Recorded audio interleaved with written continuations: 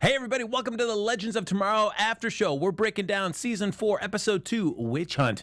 Everybody, there's mysteries in the air, and Lex, Michael, and I are going to solve them next. You're tuned in to AfterBuzz TV, the ESPN of TV talk. Now, let the buzz begin. Oh, yes! Welcome, everybody, to the Legends of Tomorrow After Show. Doing some hot social media updating right there. Look at that. You see a little peek behind the mirror. You see how the magic happens here.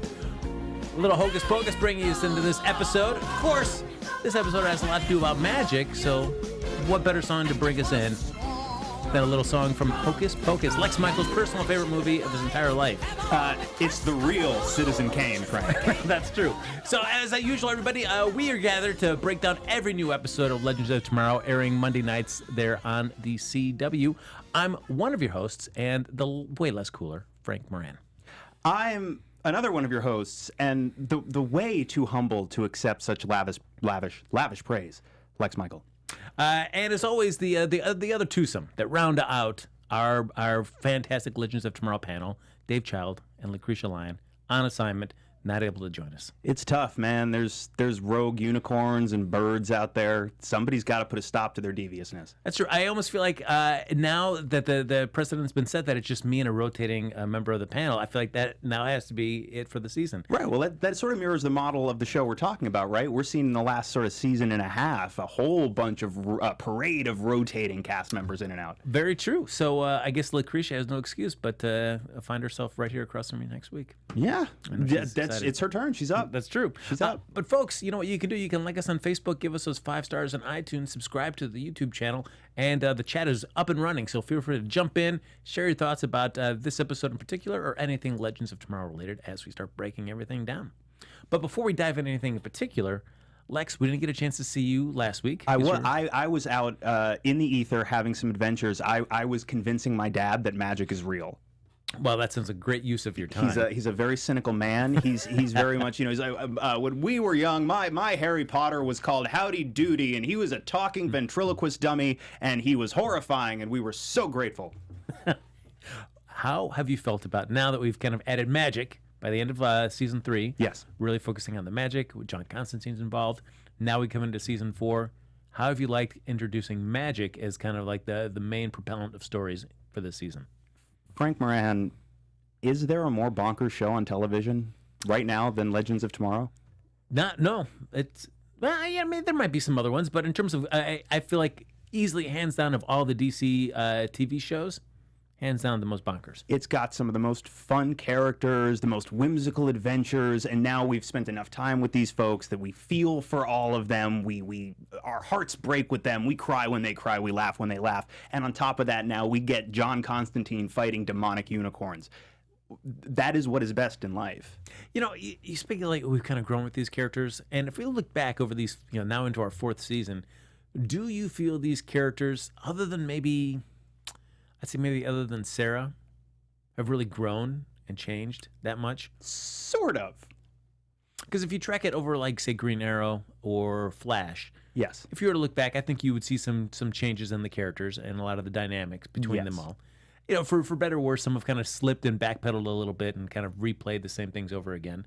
But I think you would look over those seasons and see a change. Yeah, I think there are a number of characters that definitely progress. I mean, this TV universe has been in existence now for, 7 years? Arrow season 7 now, yes. I think. Some characters have definitely shifted over the years, but I also think there are plenty of characters across all of the shows whose circumstances shift, but who remain pretty constant. Like, I think Mick Rory is a perfect example. We've gotten on Legends of Tomorrow to see so many different wrinkles to his character that we didn't get to see in any of his other appearances. But I wouldn't say Mick has fundamentally shifted too far, other than, I mean, he had a big one, other than, like, I'm going to be a nice guy now. But that was a while ago. That was, 4 years ago now? Yeah. He kind of had a shift towards, I'm going to be a nicer person, relatively nice person. I'm not going to be as super murdery, I guess, which is a step. But since then, yeah, he's kind of remained constant. We get to see he's a little bit sensitive. We get to see what he is already that we didn't necessarily see before. But he's sort of a fixture while circumstances pivot around him. for example. Yeah, because I feel like, and I throw out Sara as somebody who kind of grew a lot, and I feel like, is that because she spent so much time on Arrow and had a lot of work done on her character before she even came over to Legends? Right. And certainly Mick and Ray had their origins there on both Arrow and Flash, respectively, but very little work done with Mick. I mean, it was just kind of, he came in as just like a bit with Captain Cold, so there wasn't a lot of deep diving into him. But like, I'm kind of... All right, you know what? I was about to backpedal, but now I think I'm backpedaling on my backpedal. Okay. I was going to say, well, Snart's death did profoundly change Mick, but did it? It made him profoundly sad. I think Yes. it definitely bonded him further to the rest of the Legends, without question. Did it change him all that much? Fundamentally, I don't think so. I mean, I think... It helped give him that last little push, I suppose, to his one significant shift over the course of his appearances, plural, in this universe. But I don't know. I don't know if I can say with great confidence, yes, that was a massive tectonic shift in his underlying fabric. Because I would look at Ray Palmer as somebody that on Arrow, especially when he was first introduced, seemed like a guy who had his act together, was balancing everything. But I feel like he's been on a steady kind of decline. Descent into madness? Yes. Yeah. And just not always having his act together. I don't know if we're starting to see the season where he's starting to kind of make a U-turn. I don't know. The story of Ray Palmer is the story of a man fed up with the confines of corporate existence and who commits fully to being a living cartoon. And over the course of a season of appearances on Arrow and 4 seasons of Legends of Tomorrow, we are watching this journey come to fruition. And it is interesting because we do get to see him step in to try to combine science and magic. I so badly want to go back to Ray Palmer's first appearance, Brandon Routh, on Arrow, and juxtapose it with this Ray Palmer. True. The version of Ray Palmer who is little boy excited about, well, everything, I guess. But in this case, yes, the merging of magic and science. But also, he's the same dude who... It seems like he's real pleased, like, yes, not to be a pig anymore, but he's real pleased to have had the experience of being turned into a pig and emerging again nude in his buddy's arms. He seems like the kind of guy who's really into that type of thing now. Yeah. Yeah. Well, I mean, who wouldn't want to spend time as a pig? You know, you kind of learn a few things about yourself. Walk in somebody else's shoes. Or hooves. Yeah, as it would be. Pig shoes. I'm sure, I think we're just waiting here at AfterBuzz for some great farm-related show, because when it does happen, I know we'll do an after show about it. You know what millennials love? Farming. Absolutely. But you know what? AfterBuzz here, we produce network. We're the network that produces after shows for nearly all your favorite TV shows. From dramas, reality TV, sci-fi, and more, there is no network that works harder to serve you, the television fans. But we need your help. So we're asking that you please subscribe to one or more of our YouTube channels. And by subscribing to our channel, YouTube's going to suggest content that's tailor-made for you, and you'll help AfterBuzz continue to grow. And if you're worried about those pesky notifications, you know what, Lex, they don't have to subscribe to them. Yeah, you can turn them off. Really? Yeah, absolutely. They're all optional. That's appealing. That's right. So, hit that subscribe button now. And for this channel, and check out all our AfterBuzz YouTube channels as well. And if you let us know you did so in the comments, Lex Michael, he might start divulging maybe a secret or a tip on how to live on 5-star reviews. I'm actually saving some of that for my book, Frank. Oh, understood. All right, maybe we can get I'll give you a tease. All right, so there you go. So for now, though, thanks for being the best fans around and for helping make us the ESPN on TV talk. Yeah. So I would love to help, but I'm not you, and I can't tell Frank Moran what you like, because Frank Moran is the man at the top. No, not at all. Not at all. But you know who is not at the top of his game as well, though, for sure, is John Constantine. That's very smooth. Thank you. That's great. I liked it. We saw last week that he's in trouble with some sort of magical force. As he always seems to be. And as much as he said, I would never, ever, ever, ever be a part of this team. Cut to, hey, everybody. I'm hungover. I'm going to go get drunk again. Where is what does he say? What does he say? A stiff one. Yes. And he says, I'll leave to your discretion what that's actually referring to. And he refuses to actually be saying that he's a member of the team. He just prefers to be a consultant. Yes. So I feel like that is like the special guest star that Heather Locklear would get at Melrose Place. I'm not a part of the cast. I'm just a special guest star. Oh, it feels very Iron Man 2 Tony Stark to me. The I don't want to join your super secret boy band Tony Stark. Yeah, that's very true. Although I do like Ray being very excited because that means he can update the chore wheel. Oh my God, that's right. Yeah. oh, he's going to have to shift that chore wheel around a whole bunch after this episode. But do you really see Constantine doing any sort of chores? It depends on how many sizes his heart grows over the course of this season. Do you? I mean, I feel like everybody loves Constantine as the character he's been portrayed on. He's got an animated film in the DC TV universe. He's had his own series as well, and for all this, for the length of his comic book run, which is still continuing now on DC, he's just got this essence of a character that you don't want to see him ever become the warm fuzzy guy. I definitely don't want to see him become the warm fuzzy guy. That's true. I do like my Constantine real scuzzy. But so I've actually been going back and reading some of the the initial issues of Hellblazer, 1 through, I think I'm through 22 now. And one thing that is pretty consistent, this is how I think we find our way to hyper domesticated John Constantine, who wants to do chores and be a part of the chore wheel.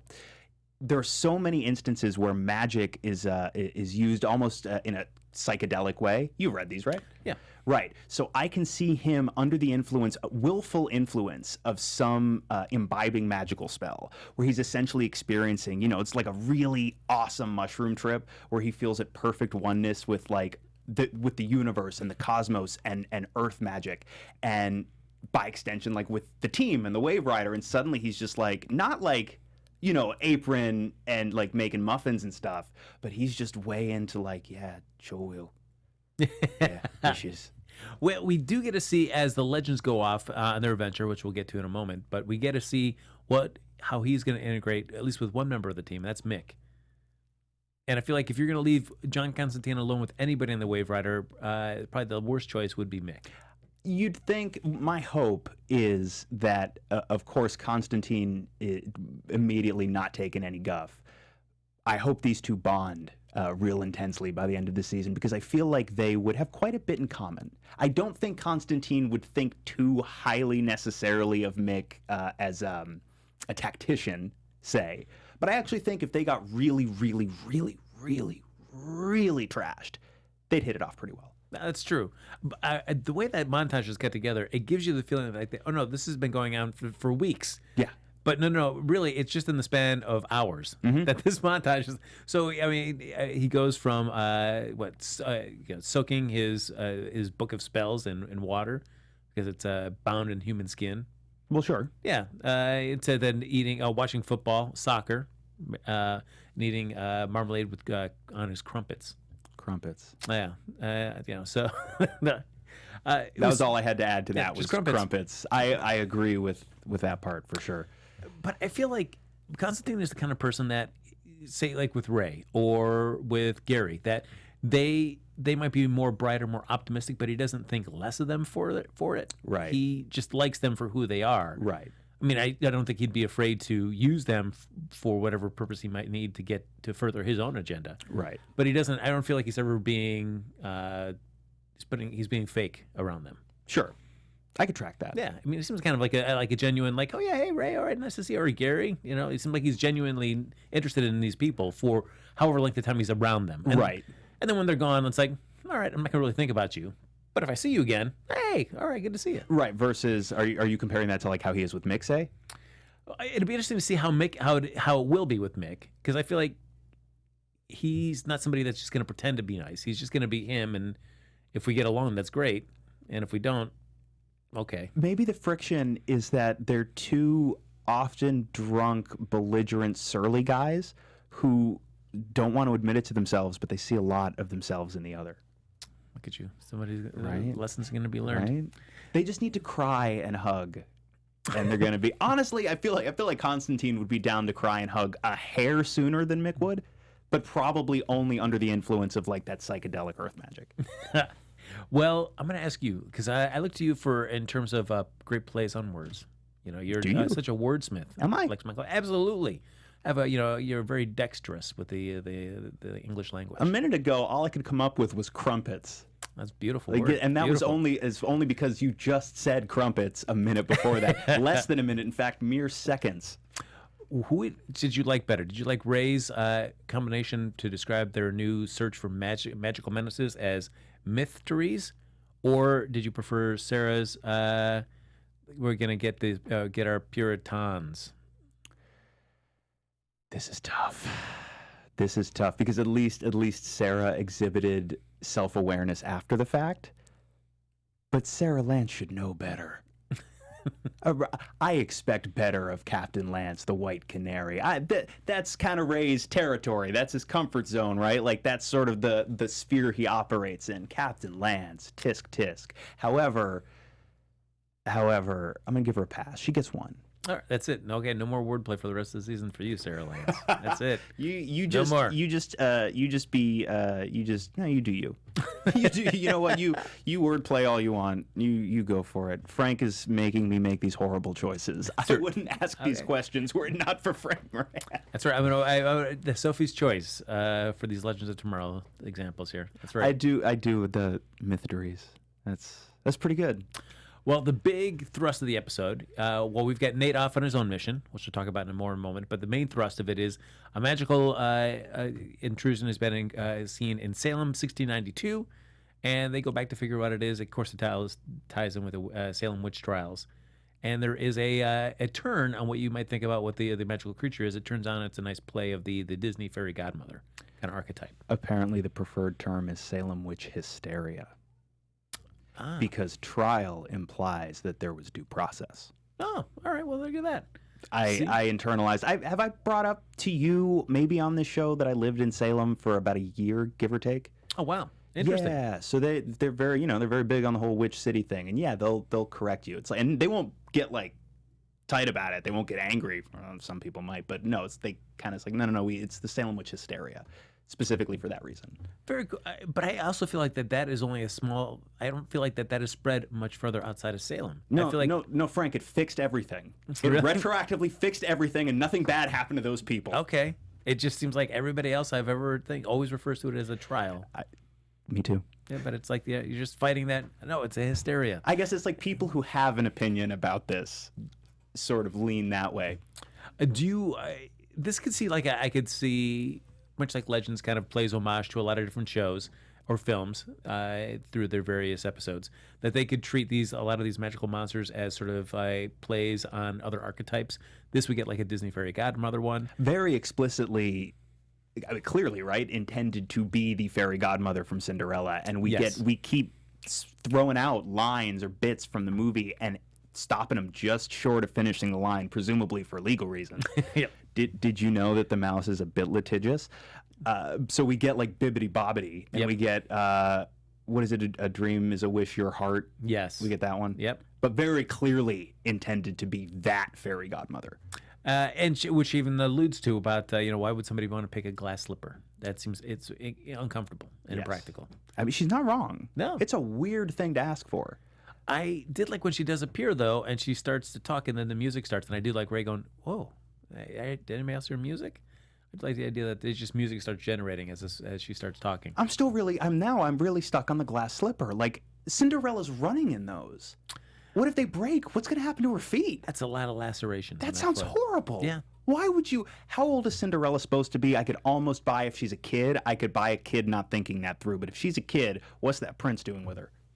I'm going to guess like, 18 or above? Right? Yeah. Well, they didn't have Google in those days. They didn't have the internet. You couldn't look up what happens to your feet when glass shatters are encasing your foot. Yeah, it's because she does a little run down those stairs too at the to get to her carriage. Yeah, this is not Fairy Godmother's right. Yeah. Fairy Godmother was the real hero of this episode, Frank. Well, but she we find out though is that a woman, Jane Hawthorne, has been accused of witchcraft. Her daughter Prudence is now they think, oh my gosh, she probably has a demon attached to her. John Constantine feels this is very easy to get rid of. Oh, well, easy peasy lemon squeezy. We can get rid of this demon that's attached to her, and they find out that it's not so easy. That they are bound, and so if that you cast this witch, this Fairy Godmother, back to hell, she's going to drag Prudence with her. It's a dilemma. That's a pickle. True. How the Guardian's going to get out of this banana smasher? What? I don't know. Well, see, that's why he's a wordsmith, everybody. But I mean, I do like the twist on it, though, as he describes the setup for this this magical entity, though, that there are just some that bind themselves to a host, and they can only do what the host asks of them to do. They just can't be their own malevolent entity. Right. They have to be asked by somebody to make something happen. So like a djinn, Yeah, like essentially. Yeah, absolutely. like an evil genie. There you go. Like if Jafar actually did what he was supposed to do. But you get unlimited wishes. Right. So Yeah. better than a genie. Yeah, that's true. So the chorus goes like, how do we get rid of this fairy godmother and not have cast Prudence down to hell as well? Right. And the only way to do that is to get Prudence to voluntarily say, we're done. I don't want this great power that I could have if I keep myself around you. And how does a young woman who's lost her mother, or young girl I should say, who's lost her mother and it could possibly see her get killed? Right. Why would you want to give up that power? Right. Should we assume that all of the magical folk in the Disney universe have to abide by some of the same restrictions? Like the genie in Aladdin's very specific about I cannot bring people back from the dead, won't do it. Fairy Godmother, does she have the same rule? This Fairy Godmother seems like she would totally be on board with raising a whole bunch of dead people to murder Prudence's enemies if asked. Yeah. Couldn't she just raise her mom from the dead again? Or does she follow that rule? But I think anytime somebody gets raised from the dead, it feels like they never come back the same. That's always the hitch. She's always isn't it? right. There's always a consequence. So, I feel like, you could bring her back, but she'd probably be some, She plays the accordion now. It's fine. We'll adjust. That's true. Yeah. Don't ask me why my mom plays the accordion. She was dead for a while. It's a whole big thing. Let's not get into it. So what I liked about this whole episode, though, of course, is the interesting thing with the twist with the Disney archetype, but it's also about Zari, too. Yes. Who has seen her mom at the end of the season premiere back in 2018 when she was a younger mother and Zari was just a child, and having that compulsion to want to go and talk to her and try to change her mother's future because of all the persecution that was going to lie ahead for her. Yeah. So a lot of what we're seeing in these first two episodes with Zari's story, and I'm real glad that they seem to be running with it. Does it not feel to you incredibly socially relevant at the moment? And Legends of Tomorrow is a show that has not historically worried too terribly much about addressing real-world social issues. Supergirl's been the heaviest lifter on that. I think last season a lot of shows took a step back from exploring like these actual real like socio-political real-world ideas through metaphors like aliens and magic and whatnot. But Legends, right? Unless I'm forgetting something super hard, that's never really been a priority for them. They want to do like the big fun adventure party show. But I really like that they're finding what to me feels like a very organic way to start injecting some of that into this show, because it's a little bit important right now. Well, and I feel like unlike every other season, they really seem to be making a concerted effort to keep some of it still grounded in 2018. Yes. With the Time Bureau, with Nate possibly now just working more at the Time Bureau than he is being on the Waverider and working directly with the Legends. I do like that somebody finally acknowledged, like, we don't make any money. Like, we actually have nothing we can go back to, really. We might have people in our lives, but we don't have homes. We don't have jobs. We have literally nothing we can go back to unless somebody's nice enough to let us crash on their couch. And, like, how many... Did Nate have friends, you know? It's just the way that he kind of painted himself at the beginning. I felt like he didn't. Right. I felt like he just kind of just threw himself into his history books and kind of pursued that at the expense of any sort of friendships he may have had. Right. Yeah. I guess we're supposed to read Nate to a certain extent as kind of like the super isolated, nerdy, like maybe arguably unpopular guy. But he looks a little bit like Shazam to me. So it's hard for me to think of this dude as like... well, I was going to say as an outcast, but no, that's pretty easy. I can picture that quite clearly. But I also think it could be just somebody that not deliberately, in a sense, kind of outcasting himself. Right. He's just somebody that may have had friends, but then gets so wrapped up in his own pursuits and that history he just lets his friendships kind of wither and die. That I could see. I could definitely see that further than like no one that handsome is ostracized socially. No. But I could definitely see him just going, you know what? I got this. You guys go have fun. I'm going to have my own kind of fun with this book and myself. That's right. That deductive historical analysis there. And not for nothing, like how callously his dad dismisses the entire idea as if that is not an entirely valid pursuit. We'll jump back more into the Salem witch trial. We'll kind of dovetail back into Nate's storyline here with his dad, because Dave and I had talked last week, and my thought was, well, clearly, if we're seeing Tom Wilson around, you don't cast a name like that if you're only going to see him in one episode. So he seems like he's going to be kind of reoccurring at least a little bit. And we had surmised that it was going to be leading up to maybe the end of the season. Because when he's saying he was working on a secret project, we figured like, oh, this is probably going to be something that's going to factor heavily into the final run of the show. And then that's when you're going to see their two worlds come collide. But I give it up for Legends for kind of zigging where I thought they were going to zag. And we see them come together much sooner than I expected. Yeah, second episode of the season. I also like the fact that his father, Hank, completely has accepted that time travel is a thing. Like, it's a department that is in his purview. But I like that he draws the line at magic. Like, I like that he'll accept something as far-fetched and fanciful as time travel because it has, in their world, I suppose, an actual scientific basis. But magic meant men turning to pigs and back again? No, sir. That's a bridge too far for Hank Hayward. Doesn't it seem, at least for me, that when Rip said he had set up the Time Bureau, I had imagined that it existed in the future. I mean, that it was incorporated, that it was started as a agency 100 years from now or something like that. That is sort of what I pictured too. Yeah, but to have it now in 2018, right? Apparently, he actually started it last year. It seems so like it seemed weird to me to figure like, oh, we're just modern day 2018 and we've got a time bureau. It's possible, I suppose, that they did create it in the future and found a way to put the entire building in, 1980s New York or wherever. Maybe. It just seemed it seemed weird to me to think like, oh, all right. I mean, I know the Time Cop, they've got their whole agency as well too, but that. I guess that was set in the early 2000s. So I guess, all right, we've caught up to Time Cop time. So I guess we can have our own time bureau. Oh, we've caught up to Time Cop time. Yeah. That's why the story's ending. There's nowhere else for reality to go. That is true. So we see, of course, Nate finds out that his father's the one that they're going to be having the big budget meeting on because Nate, since he has a lack of finances there, is staying at the Time Bureau, just kind of camping out there while he tries to figure out what he's going to do for money. And so Ava says, hey, help me out with this budget meeting. His dad is the one that they're going to be pitching to, and he's like, I can't do it. Let's turn it over to Gary. And Gary, as you would expect, despite his best efforts, he just kind of bumbles through it and kind of tanks the meeting. But he's so enthusiastic. Yep. You got to give it up for his passion. Let's get. We're gonna do this together like ham and eggs. You can't buy that kind of caring. Look at my nipple. You got bitten off.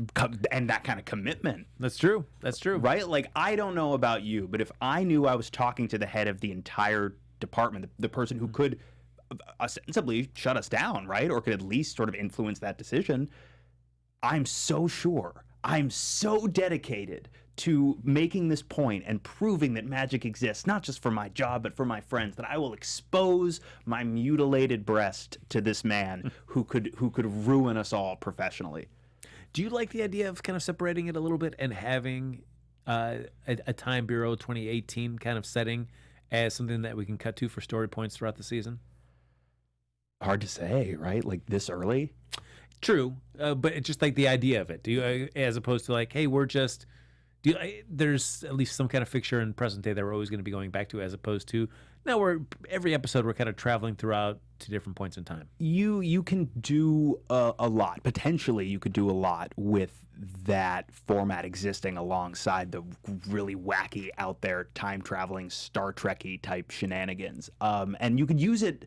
You could use it to ground the ongoing season-long story, right? Like, while the legends are all out there having one-off adventures, you're going back in time or going to the future or going to, I don't know, the moon or going to Atlantis or wherever they end up.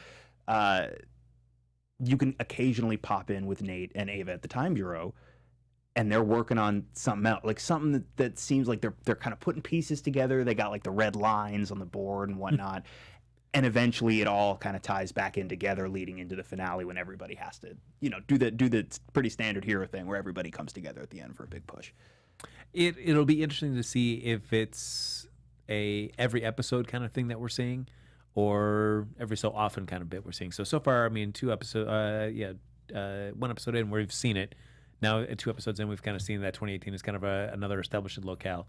is that every episode we're going to have to find some way to get Ava and Nate in the Time Bureau kind of into the story. Well, right, like I feel like even though Ava is not on the Waverider at all, really, we still see her a whole bunch, far more episodes than we don't, I think. So I'd say it's definitely conceivable, especially if we're going to run with the Time Bureau as almost like a second home base alongside the Waverider. And the fact that we saw Ava and Sara try to at least make a very kind of take their relationship to the next level. Right. Despite being in separate locations, it would be nice to see them doing things as a couple would do. And not for nothing, now, one of Sarah's old flings is living on the ship with all of them. So there could be like some character some character. That's what writers call it, Frank. They call it some character something. I like it. All right. It's an industry term. All right. Look at you. It's what Hemingway said. Lex Michael dialed in. It's what Ben Affleck and Matt Damon said when they were writing Good Will Hunting. That's character something character somethings, yep. And they won an Academy Award. I like them apples. So. To go back to Salem, where the majority of our story is taking place at, yes. We do get to see Zari really kind of let go, like drop that sarcastic front and really let the outrage that she's seeing as this witch trial happens. And we see Jane just being accused of being a witch and going to be put on trial and then killed. She kind of loses control and just starts taking her totem and starts going to town. Yeah, didn't really do anybody any favors. It was interesting, though, to see her really just kind of embrace that kind of the darker aspects of her abilities and stuff in that moment, just wanting to hurt people that she feels will be hurting many people. Yes, definite tactical blunder in the moment, but very motivated. And again, like it really did. It felt like they were not so subtly commenting on the world as it exists now. But I love that they were able to make it play as organically as possible, right? Like the Salem witch trials, you could use that as a great... How often do you hear things referred to as witch trials? Because it's a very apt metaphor. Yeah. It gets thrown around a lot willy-nilly, but it's a very apt metaphor. It's the most obvious one. So it's great that you can use it as metaphor, as allegory, but then you can also use it to tell a really organic character story that's building for Zari, not just from the premiere, but also what was established for her going back in the previous season. So the moment where she gives into that, it is like it's very affecting because you don't want to see her make that choice because you know, right? Like it can be very tempting and very easy to allow yourself to fall into the anger and to want vengeance. And it's understandable to try and rationalize well, they're gonna hurt people. I have to do something to stop them because they're gonna hurt people. But that's not the way. It is always interesting when they go through these kind of stories in a superhero-esque show. That you get to see more of a darker aspect of their powers present themselves, things they normally wouldn't do. Because we usually see Zari just kind of use it as more of like she can fly, she can kind of lift people up, maybe shoot wind blasts. But this where she's sucking the air out of people's bodies and out of their lungs. Like never seen Zari exhibit that, and that was really an interesting twist. It was a very creative use of that power too. Yeah. Yes, but that's very much a pretty standard superhero trope. Like the power, the sort of dark inverse, whether it's another character or like their own darkness manifesting outwardly, like in Spider-Man 3 when he dances. Oh yeah, well, the less said about that, the better. We do see at the end though. I was kind of curious for a moment because she gets put on a big fire along with Jane as well, and the fire is lit, and we see the totem get thrown in there. Did you have a moment where it's like, oh, are they destroying the totem? Is that what her arc this season is? Yeah, but they didn't. Which I'm glad. I'm kind of glad they didn't. Because it's one for her to be just around, but I'd hate for her to see her lose her power as well. Right. Well, right. Especially now that we're losing another powered person off the ship, I want her out in the field with everybody because presumably if she lost her power, she'd still be part of the team. I assume she would find some integral role to fill, but for her own safety, you'd think, unless they can steal her like a mech suit or something, she'd have to stay on the Waverider till they figured something else out. So I'm glad that is presumably not the case. Unless she's like real sad. She's like, I really liked the housing for this. I feel I can't, guys, without it. Like that was my whole thing. It like really tied my whole aesthetic together. Can't do it. I can't. I'll be here. Well, we do see that Zari is able to convince Prudence that this isn't what your mother would want. So Prudence says, "You're right. I can't let violence be the way. I've got to be better than this." She casts out the godmother. Constantine comes at that right moment to be able to bind her and leads her off, not to just banish her to hell first, but to offer her a chance like, hey, if you want to be with another host, I could use some help. I think my favorite element of this scene actually is that Cinderella's fairy godmother knows who John Constantine is. Yes. And now every time I go back and watch Cinderella, which I do at least 6 times a month, I will headcanon that. That is true. Yep. That she knows him and is going to be hanging out. But she would rather go back to hell than anger the person that is coming for Constantine. Right. So do you know, like, I have not been keeping up with the news as closely as surrounds this show over the break as I have in off seasons past. Do you know anything about who the primary villain of this season is supposed to be? I don't know yet. And Dave and I talked about this a little last time, is that I hope that the writers have I would rather introduce it to us now sooner rather than later, because I feel like with Malice, you waited so long, and then what we got at the end, you're like, this is it? Right, I was like, he looks fun, but that's all? Yeah. For as much as they were building it, you can't conceive of my form. And then we saw his form, and like... I could have conceived of that. Yeah. Wasn't that great? I think yeah. So I'm hoping that they don't play so coy about, who or what this being is, and let us see him sooner rather than later. We have, I'm sure we talked about this last season when we knew Constantine was going to be coming on full time. But if there was one kind of DC Dark Universe character that can show up, as part of Constantine's involvement, who is the one that you would like to see realized in the DC CW universe the most? If it wasn't going to be for the DC streaming service doing Swamp Thing, I'd say Swamp Thing first. But yes. let's assume that Swamp Thing's probably off the table. So if it's not going to be Swamp Thing, I would want. Zatanna seems to be the easy choice for that because it's easy to do. But I'd almost like to see Deadman. Okay, see, for me, it was going to be either Deadman, because Zatanna I would love to see, but I feel like Zatanna is almost a little too similar in power set to Constantine, who's already on the team. Yeah. What I think would be really cool, if Batwoman gets her own series, have Zatanna show up on that. I think that would be a good call. Yeah. For me, it would either be Deadman, or I'd really like to see Etrigan the Demon. That's a good choice as well, too. He'd be one of those characters that's like really expensive, and he'd have to be Jason Blood for most of the episode, and then in for a sequence at the end, like a 5-minute sequence, then he Etrigans out, and he's like kind of a CG thing. Gone, a former man. Rise of the Demon, Etrigan. Let's do it.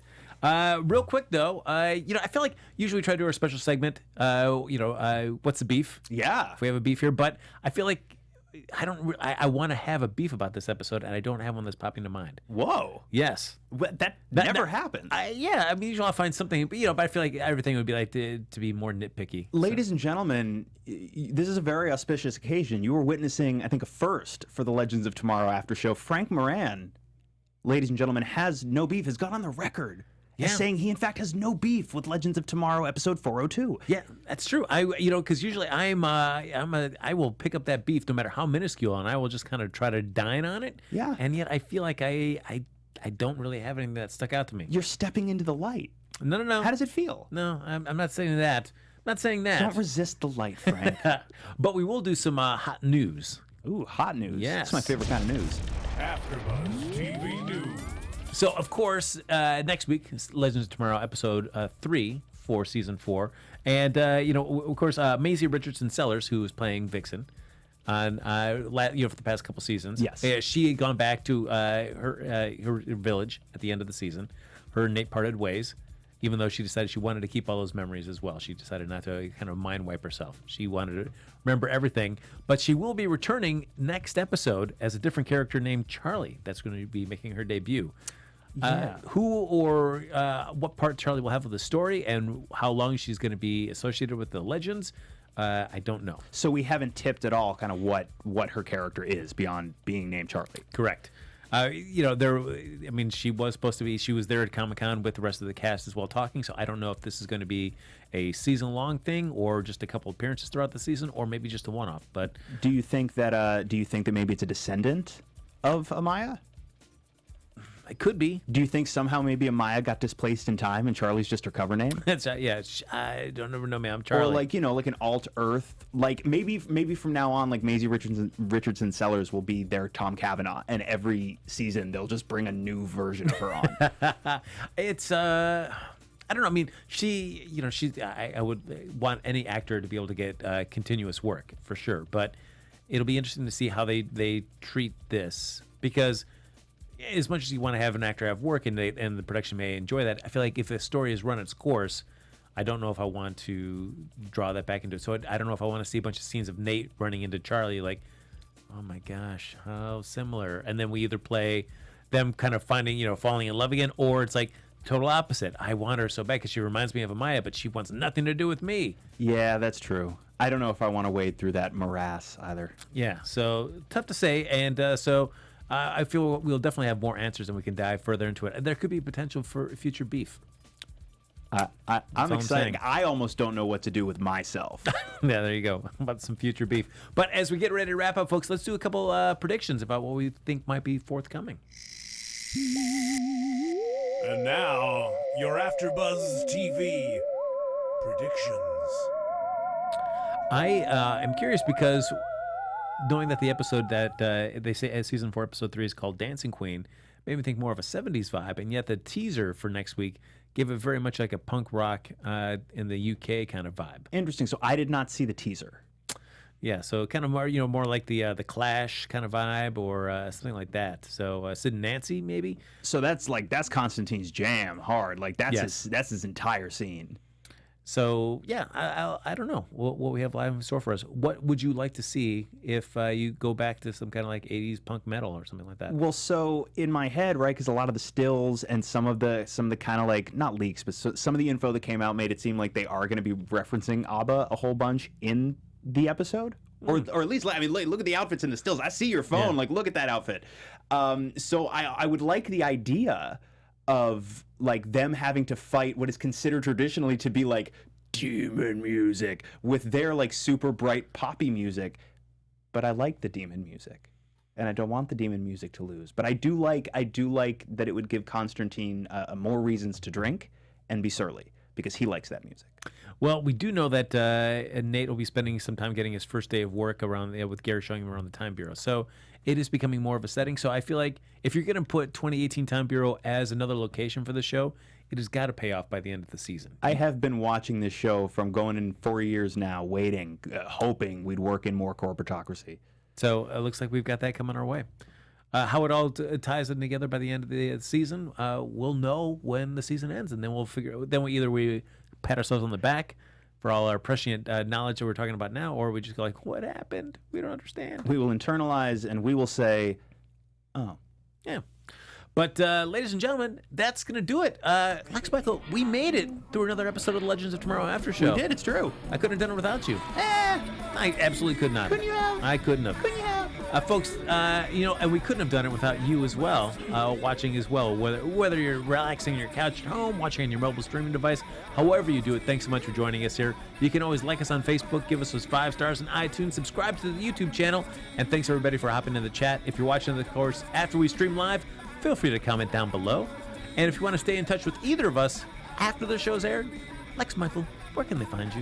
I am on Twitter and Instagram at the Lex Michael, and I also do a podcast with my buddy Tari J. Miller called Missing Out, all about the things that we love, why they resonate with us, and how they shape us the way that they do. It is the retrospective that is introspective. Check it out on iTunes, Stitcher, Google Play, Podbean, iHeartRadio. On Twitter at Missing Outcast. We've also got a hotline number. Check out the Twitter and the show. You get that number, you call in, we'll play you on the show. Who doesn't like hearing their own voice? Check that out. I love you. Kiss. Look at that. What a salesman. Follow me on Twitter and Instagram at HappyGoJackie. And next week we'll be back with another new episode of the Legends of Tomorrow After Show. Who knows who'll be on this panel with me? I know I'll be here. Could it be all 4 of us? Could it be 2? Could it be 1? We'll see what happens. But you'll find out next Monday night right here on AfterBuzz TV. Speed off. Swamp off. Our founder, Kevin Undergaro, Phil Fedak, and me, Maria Menounos, would like to thank you for tuning in to AfterBuzz TV. Remember, we're not just the first, we're the biggest in the world, and we're the only destination for all your favorite TV shows. Whatever you crave, we've got it. So go to AfterBuzzTV.com and check out our lineup. Buzz you later. The views expressed herein are those of the hosts only and do not necessarily reflect the views of AfterBuzz TV or its owners or principals.